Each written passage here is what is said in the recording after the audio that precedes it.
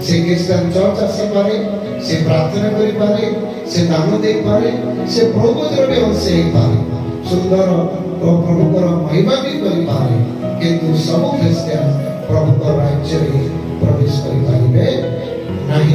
तेणु करी वो कहबार अर्थ मोर प्रिय लोक माने प्रभुकर आगमन समय रे, प्रभुकर आगमन समय रे अनेक प्रकार चिन्ह एवं लक्षण सबू ए पृथ्वी रे देखा जीव बोलिकी माथुर जे सुसमाचार तार 24 अध्याय रे वर्णना करा जायछि।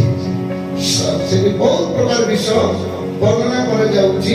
प्रभुकर आगमन समय रे की प्रकार चिन्ह एवं लक्षण सब देखा जीव ता संपूर्ण भाव से लिखा जायछि।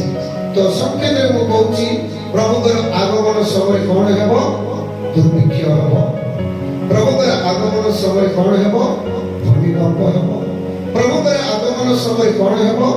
से राज्य विरुद्ध राज्य, देश विरुद्ध देश उठिबे।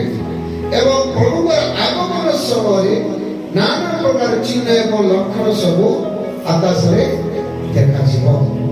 तो एक प्रकार हमने देखुछु जे प्रभुकर आगमन समय नाना प्रकार चिन्ह एवं लक्षण देखा जीव बोलिकी हमने देखुछु। किंतु से सब चिन्ह लक्षण विषय मु आपण मानकु कहबा पई चाहूनी। मु जेतबे कहबी सब ख्रिस्टियन प्रभुकर राज्य रे प्रवेश करि पारिबे नाही।